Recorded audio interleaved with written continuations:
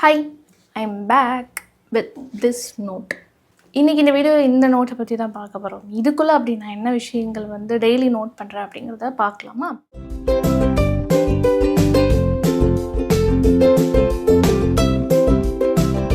Channel start பண்ண புதுசில் bullet Journal, reading Journal ரெண்டுமே நான் ஃபாலோ பண்ணினேன்.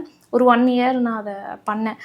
எனக்கு என்ன ஆச்சுன்னா, யூடியூப்பில் பார்த்து தான் நான் அதை ஃபாலோ பண்ண ஆரம்பித்தேன். எப்படிலாம் பண்ணணும் அப்படின்னு சொல்லி. ரொம்ப நேரமும் காசும் செலவாகிற மாதிரி எனக்கு ஃபீல் ஆனிச்சு. அதனால் நான் அது எல்லாத்தையுமே அப்படியே ட்ராப் பண்ணிவிட்டு, எனக்கு எப்படி பிடிச்சிருக்கோ ஒரு நோட்டை வாங்கி எனக்கு என்னென்ன தாட்ஸ்லாம் இருக்கோ அதை கொட்டணும், அவ்வளோதான். என்னோடய க்ரியேட்டிவிட்டியை நான் அதில் ஸ்பெண்ட் பண்ணணும். அந்த மாதிரி மட்டும் இருந்தால் போதும் அப்படின்னு சொல்லிட்டு. ஏன்னா நமக்கு அதில் காட்டுற மாதிரியான ஸ்டிக்கர்ஸ் வாங்கி ஒட்டுறதோ இல்லை ட்ராயிங் பண்ணுறதோ அதெல்லாம் நமக்கு வராது, தெரியாது, அவ்வளோ செலவும் பண்ண முடியாதுங்கிறனால சிம்பிளாக ஒரு நோட்டை வாங்கினேன்னா எனக்கு வேணுங்கிற விஷயங்களை அதை நான் நோட் பண்ணணும் அப்படிங்கிற மாதிரி மட்டும் நான் அப்படியே கொஞ்சம் கொஞ்சமாக அதை மாற்றி இந்த மாதிரி கொண்டு வந்துட்டேன். இது ஒரு நார்மலான ஒரு நோட்டு தான். ப்ளைனான ஒரு நோட்டு. ரீடிங் ஜேர்னல் தனியாக இருக்குது. அது நான் முன்னாடி ஒரு 2 வருஷத்துக்கு முன்னாடி வாங்கினேன். அப்போலேருந்து இப்போ வரைக்கும் அந்த நோட்டில் தான் நான் அப்படியே ரீடிங் ஜேர்னல் நோட் பண்ணிகிட்ருக்கேன். அதுவும் ரொம்ப சிம்பிளாக தான் இருக்கும். ரொம்ப அதில் ட்ராயிங் அதெல்லாம் கிடையாது. ஃபஸ்ட்டு நான் ட்ரை பண்ணேன் அந்த மாதிரி ட்ராயிங் பண்ணுறதுக்கு, கொஞ்சம் அழகுபடுத்துறதுக்குலாம் முயற்சி பண்ணேன். அது ரொம்ப நேரத்தை பிடிச்சிது. சரி வேணாம், போதும், நமக்கு வரையணும் அப்படின்னா ஒரு பேப்பர் எடுத்து வரைஞ்சிக்கலாம். இது மாதிரி ப்ளைனாக ஒரு நோட்டை வாங்கி நமக்கு பிடிச்சதை எழுதிக்கலாம் அப்படின்னு சொல்லிட்டு. இதில் என்னென்ன இருக்குன்னா, நான் சொன்ன மாதிரி டு டூ லிஸ்ட்டு இந்த நோட்டில் இருக்குது. டெய்லி காலையில் எழுந்திரிச்சு இந்த மார்னிங் ரொட்டீனில் இந்த நோட்டில் நான் எழுதுவேன் கண்டிப்பாக. அப்போ அதில் டு டூ லிஸ்ட் இருக்குது. மெயினாக இன்றைக்கி நான் என்னென்ன பண்ணணும்னு நினைக்கிறேன், சின்ன விஷயத்துலேருந்து பெரிய விஷயம் இருக்குது. ஷூட் பண்ணுறது, இப்போ ஹேர் வாஷ் பண்ணுறது, இந்த மாதிரி எல்லாமே அதில் நோட் பண்ணிவிட்டு, நெயில் கட் பண்ணணுன்னா கூட நோட் பண்ணுவேன். அது ஒரு விதத்தில் ஒரு திருப்தியை கொடுக்கும். முடிச்சுட்டு டிக் பண்ணும்போது சந்தோஷமாக இருக்கும். ரொம்ப ஆர்கனைஸ்டாக இருக்கிறது கஷ்டம் அப்படிலாம் கிடையாது. இது ஆர்கனைஸ்டும் கிடையாது. டெய்லி காலையில் முன்கூட்டியே பிளான் பண்ணும்போது இன்றைக்கி செய்ய வேண்டிய விஷயங்கள் ஓகே டைமுக்குள்ளே செஞ்சு முடிக்கிற மாதிரி ஒரு ஃபீலாக இருக்கும். எனக்கு அது கன்வீனியண்ட்டாக இருந்தனால நான் அந்த மாதிரி ஃபாலோ பண்ண ஆரம்பிச்சிட்டேன். இன்னும் 2 விஷயங்கள், ரொம்ப முக்கியமான 2 பாசிட்டிவான விஷயங்களே இதை நான் ஃபாலோ பண்ணுறேன். ஒன்று கோல்ஸ். என்னோடய கோல்ஸை பற்றி டெய்லி எழுதுறது. எதுக்காக டெய்லி எழுதணும்? மூட் போர்ட் இருக்குது, மேனிஃபெஸ்டேஷன் இருக்குது, இமேஜினேஷன் இருக்குது, மனக்காட்சி படைப்பு இருக்குது, எல்லாம் ஒன்று தான். அவ்வளோவே இருக்கும்போது எதுக்காக டெய்லி நான் எழுதணும்னு கேட்டிங்கன்னா, டெய்லியும் அதை எனக்கு நானே சொல்லிக்கிறேன். அதுவும் பாஸ்ட்டில், ஃப்யூச்சரில் கிடையாது. ஃப்யூச்சரில் நடக்க போதுன்னு நான் எழுத மாட்டேன். இந்த விஷயம் நடந்து முடிஞ்சிட்டதாக நோட் பண்ணுறேன். உதாரணத்துக்கு சொல்லணும்னா, சின்ன விஷயமா எடுத்துக்கிட்டேன்னா, இன்றைக்கி ஷூட் பண்ணணும்னு பிளான் பண்ணுறேன்னு வச்சுப்போம். இன்றைக்கி ஷூட் ரொம்ப நல்லபடியாக எடுத்து முடித்தேன், இந்த வீடியோஸ் நான் எடுத்திருந்தேன், ரொம்ப நல்லா வந்துருந்துச்சு, அந்த மாதிரி எழுதுவேன். இன்றைக்கி நான் ஒரு கதை எழுதலான்னு பிளான் பண்ணியிருக்கேன் அப்படின்னா, இன்றைக்கி கதை எழுதி முடிச்சிட்டேன், சூப்பராக இருந்தது, அந்த கதை படிக்கும் போதே நல்லா இருந்துச்சு, அந்த மாதிரி அதில் நான் பாஸ்ட்டில் நடந்து முடிஞ்சிட்டதாக எழுதுவேன். அந்த கோல் அப்படிங்கிற டைட்டில் கீழே நான் அதெல்லாம் எழுதுவேன். ஒரு 5-6 கோல்ஸ் எழுதுவேன். சில நாட்களுக்கு 10 கோல்ஸ் எழுதுவேன். அது அப்பப்போ அந்தந்த டைமில் நம்ம மைண்ட் இருக்கிறத பொறுத்து. இப்படி டெய்லியும் நமக்கு பல தேவைகள் இருக்கும். அதை கோல்ஸ் அப்படிங்கிற அந்த ஒரு டைட்டிலுக்கு கீழே நீங்கள் எழுதும்போது இந்த மாதிரி நடந்து முடிஞ்சிட்டதாக நினச்சி எழுதி அது கூட ஒரு தேங்க் பண்ணிங்கன்னா சூப்பராக இருக்கும். எல்லா நாளுமே நம்மளால் அவ்வளோ ஆக்டிவாக அந்த விஷயங்களை நினச்சி உணர்ச்சி பூர்வமாக நம்மளோட மேனிஃபெஸ்டேஷனை நடத்த முடியும்னு சொல்ல முடியாது. சில நாட்கள் ரொம்ப ஆக்டிவாக இருப்போம். காலையில் எழுந்திரிச்சு பயங்கர எனர்ஜெட்டிக்காக அதை பண்ணும்போது நமக்கே ஆஹா சூப்பர் அப்படின்னு தோணும். சில நாட்களில் ஒன்றுமே நம்மளுக்கு ஃபீலிங்ஸே வராது, ஐயோ அப்படின்னு. அதுக்கெலாம் ரொம்ப யோசிக்கக்கூடாது. சம்டைம்ஸ் தோணும்போது அப்படியே ஃபீல் பண்ணணும். சில நாட்கள் ஃபீலே இல்லைன்னா பரவாயில்ல, நம்ம நைட்டு பார்த்துக்கலாம், இல்லைன்னா மத்தியானம் ஃப்ரீயாக இருக்கும்போது பார்த்துக்கலான்னு தள்ளி போட்டுட்டு ரொட்டீனாக அதை பண்ணிக்கிட்டே இருக்கணும். எனக்கு அது பிடிச்சிருக்கு, அந்த மாதிரி கோல்ஸை நான் எழுதுறது. உங்களுக்கும் பிடிச்சிருந்துச்சுன்னா நீங்களும் அப்படி பண்ணிக்கலாம். சரி, இதெல்லாம் கூட வேணாம், இதெல்லாம் உங்களுக்கு வேணவே வேணாம்னா ஒரே ஒரு விஷயம், இதுலேருந்து நீங்கள் ஃபாலோ பண்ணணும் அப்படின்னு உங்களுக்கு வலியுறுத்த வேண்டியது கிராட்டிடியூட். டெய்லியுமே கிராட்டிடியூட் நம்ம பண்ணணும். அதாவது நன்றி சொல்லணும்.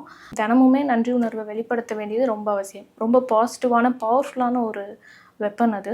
அதை நீங்கள் யூஸ் பண்ணிக்கோங்க உங்கள் லைஃப்பை பிரைட்டாக பாசிட்டிவாக மாற்றுறதுக்கு. ஸோ அந்த கிராட்டிடியூட் அப்படிங்கிற டைட்டில் போட்டுட்டு கீழே நீங்கள் இன்றைக்கி நடந்த நல்ல நிகழ்வுகளை எழுதி அதுக்கு நன்றி சொல்லணும். இன்றைக்கி உங்களுக்கு ஒன்றுமே நடக்கலை அப்படின்னு ஃபீல் ஆனிச்சுன்னா, அதுக்கு நாள் நடந்தது, முன்னாடி நடந்தது, எப்போயோ நடந்தது, சின்ன வயசில் நடந்தது, அதெல்லாம் கூட எழுதி நீங்கள் தேங்க் பண்ணலாம். இல்லை ரெகுலராக நம்ம ஃபுட்டு நமக்கு கிடைக்குது, அத்தியாவசிய தேவை நமக்கு கிடைக்குது, கரண்ட் இருக்குது, நல்ல கொளுத்துற வெயிலில் திடீர்னு மழை பெஞ்சு கொஞ்சம் கிளைமேட் சில்லுன்னு ஆகுது, அதை நோட் பண்ணலாம். இல்லை வந்து மழை நல்லா பெஞ்சு குளிர்னு அடிக்கிட்டு இருக்கும்போது ஒரு நாள் வெயில் அடிக்குது, என் துணியெல்லாம் நல்லா காஞ்சிருச்சு அப்படின்னா அதுக்கு கூட நீங்கள் கிராட்டிடியூடாக ஃபீல் பண்ணி அதை நீங்கள் நோட் பண்ணலாம். ஸோ இப்படி சின்ன விஷயத்துலேருந்து பெரிய விஷயங்கள் வரைக்கும் நீங்கள் தேங்க் பண்ணலாம். இந்த நோட்டை வந்து நான் அது கூடவே சேர்த்து என்னோடய மிராக்கிள் மார்னிங் ரொட்டீன் அதை ஃபாலோ பண்ணுறதுக்காகவும் யூஸ் பண்ணுறேன். அதாவது அதை வந்து ட்ராக் பண்ணுறதுக்காக. இது எனக்கு பண்ணி பழகிட்டதுனால பெருசாக ஒன்றும் இது வந்து டஃப்பான விஷயமா தெரியல. அது செய்யலைனா தான் என்னத்தையும் மிஸ் பண்ணிட்டோங்கிற மாதிரி ஃபீல் ஆகும். அது ஒரு பழக்கமாக ஆயிடுச்சு. அது உங்களுக்கு வேணான்னா அதை விட்டுடுங்க. பட் அந்த மார்னிங் ரொட்டீன் அது என்னென்ன அப்படின்னு உங்களுக்கு தெரியலைன்னா அதோட லிங்க் நான் டிஸ்கிரிப்ஷனில் கொடுக்குறேன், இங்கேயும் ஆட் பண்ணுறேன். நீங்கள் வேணும்னா செக் பண்ணி பாருங்கள். அதை செக் பண்ணி பார்த்துட்டு அப்புறமா முடிவு பண்ணுங்கள் இது பண்ணலாமா வேணாமா அப்படின்னு. ஏன்னா என்னோடய லைஃப்பில் அந்த புக்கு வந்து ஒரு பெரிய மாற்றத்தை உண்டு பண்ணிடுச்சு. அது கூடவே சேர்த்து அஃபர்மேஷன், விசுவலைசேஷன் அது ரெண்டுமே கூட அந்த மார்னிங் ரொட்டீனில் இருக்கிறது தான். மனக்காட்சி படைப்பு, அதுக்கப்புறம் சுய பிரகடனம். இதுதான் தமிழில். சுய பிரகடனம் அப்படிங்கும்போது பாசிட்டிவான வார்த்தைகளை தினமும் வந்து நம்ம சொல்கிறது, சத்தமாகவோ மனசுக்குள்ளே சொல்கிறத விட சத்தமாக சொல்கிறது தான் நல்லாயிருக்கும். சில வெப்சைட்ஸை கூட கிடைக்கும் நமக்கு வேண்டிய மாதிரி. இப்போ என்னோடய உடல் ஆரோக்கியத்திற்காக நான் வந்து சுய பிரகடனம் பண்ணணும் அப்படின்னா அதுக்கு ஒரு சில வரிகள் இருக்கும். அதை நீங்கள் டவுன்லோட் பண்ணி அதை நீங்கள் டெய்லியும் சொல்லலாம். பணத்திற்கான சுய பிரகடனம் இருக்கும். அதை நீங்கள் படித்து டெய்லியும் அதை நீங்கள் சொல்லி உணர்வுபூர்வமாக சொல்லி நீங்கள் உங்கள்கிட்ட மணியை வந்து ஈர்க்கலாம். உங்களுக்கு மணி பற்றி இருக்கிற தாட்ஸை நீங்கள் சேஞ்ச் பண்ணலாம். அதுக்கப்புறம் ஜென்ரலாக மார்னிங் டைமில் நீங்கள் சொல்கிறீங்க அப்படிங்கிறதுனால இந்த நாள் நல்லபடியாக போகணும் அப்படிங்கிறதுக்கானதும் இருக்குது. உங்களை பற்றி உங்களோட கான்ஃபிடென்ட்டை இம்ப்ரூவ் பண்ணுறதுக்கு நீங்களே கூட அதை க்ரியேட் பண்ணிக்கலாம். நான் வந்து ரொம்ப தைரியமான பொண்ணு, போல்டான பொண்ணு, நான் ரொம்ப அன்பான கனிவான பொண்ணு, ரொம்ப மற்றவங்களுக்கு வந்து ஹெல்ப் பண்ணுற பொண்ணு, இந்த மாதிரி உங்களை பற்றி நீங்களே கூட எழுதி தினமும் சொல்லி அதை நீங்கள் வந்து கொஞ்சம் நாளில் உங்களோட அந்த விஷயங்களை இம்ப்ரூவ் பண்ண முடியும். அடுத்ததாக விசுவலைசேஷனில் வந்து இந்த மூட் போர்டு அப்படிங்கிற கான்செப்ட் தான் நான் ஃபாலோ பண்ணிகிட்ருக்கேன். இமேஜின் பண்ணுறது, நமக்கு வேண்டிய விஷயங்களை அந்த ஒரு பேப்பர்லேயோ இல்லை ஒரு போர்ட்லேயோ பேஸ்ட் பண்ணிவிட்டு அதை பார்த்து நம்ம வந்து இமேஜின் பண்ணுறது. இதை நீங்கள் ஒரு பேப்பரில் தான் பண்ணணுன்னு அவசியம் இல்லை, ஒரு ஃபோனில் கூட நீங்கள் வந்து பேஸ்ட் பண்ணிவிட்டு அதை நீங்கள் பார்த்து இமேஜின் பண்ணலாம். நான் ஒரு சார்ட்டில் போட்டு ரொம்ப அழகாக டெக்கரேஷன்லாம் பண்ணி அழகாக பண்ணி வச்சுருக்கேன். நான் இந்த மாதிரி ஒரு சார்ட் பேப்பரில் இந்த பக்கம் இருக்குது, அது வந்து காட்ட வேணாம் அப்படின்னு நினைக்கிறேன். இதில் வந்து நான் சில விஷயங்களை பேஸ்ட் பண்ணியிருக்கேன்.